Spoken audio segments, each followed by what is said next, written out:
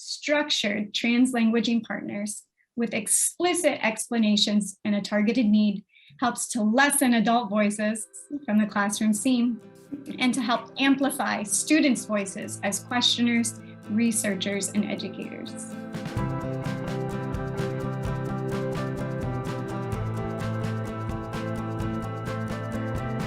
So, thank you very much.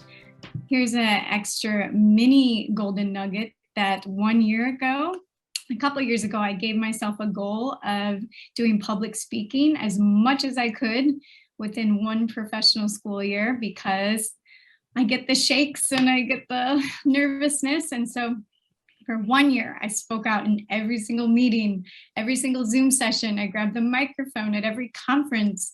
And you know what? I'm just as nervous as I always was, but I'm happier. And I'm happier that it doesn't control me and I have that under my belt. So something to think about as we go through this course as well for you. So my name is Traci, and my main international teaching experience has been in China for the past 13 years. And recently I was teaching ECE for many years. And this year I've moved back to my primary roots and I'm in year 2. So my golden nugget is about the developmental goal that I chose this year at my school.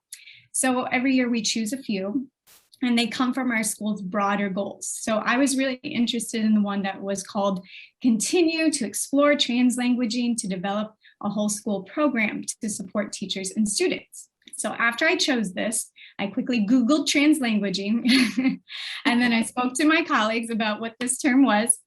And I learned that it had been trickling down for a long time in the primary department. And I realized that this is actually at the core of what I already believed in. And I'd already been using a variety of translanguaging techniques in our EC department. So when we choose a PD goal, we are required to have data and examples of our work about a specific thing we're targeting. It did not have to prove to be successful. We didn't have to have data that backed up what we were trying, but it had to be something that was targeted.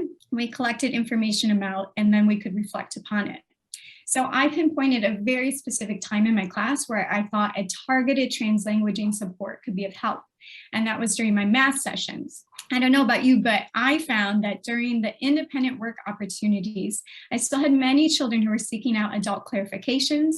Even when I felt really confident that they grasped the concept, they'd shown me their understandings during application processes beforehand. So for a few weeks, I gathered data. I wanted to see how many times this was happening and which children were approaching a teacher. Then I grouped the children into partners or small groups of 3, according to the language that they felt most comfortable using in the classroom. So to give you some background, there were 22 children, and only 4 of them would have been considered true native English speakers, but there were many others who consistently expressed themselves and used English as their language of choice, so I respected their voices when putting them in groups.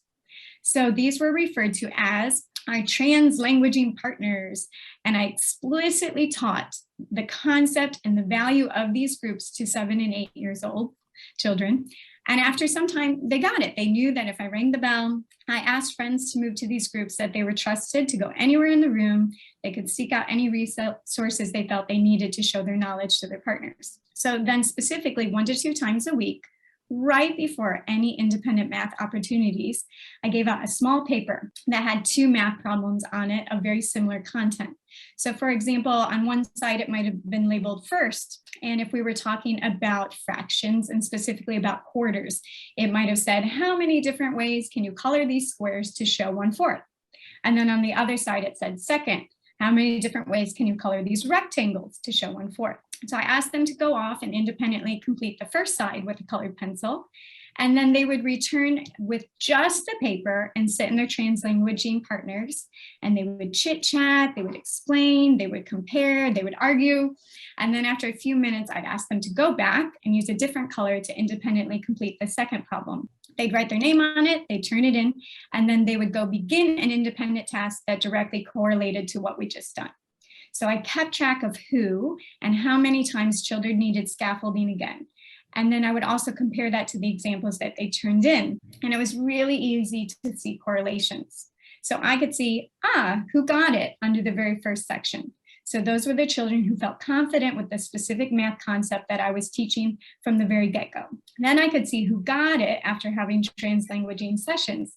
So those who were elevated by the ability to clarify and retry and have conversations in their strongest languages.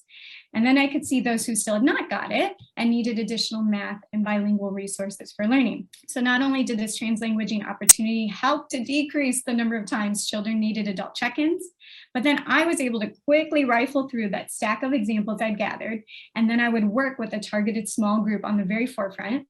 And children also found an additional mentor to go to, who was their translanguaging partner, if they had any questions during their independent work, because they knew that I trusted them to ask for clarifications and that I valued the importance of those discussions. So my nugget of gold is structured translanguaging partners with explicit explanations and a targeted need helps to lessen adult voices from the classroom scene and to help amplify students' voices as questioners, researchers, and educators.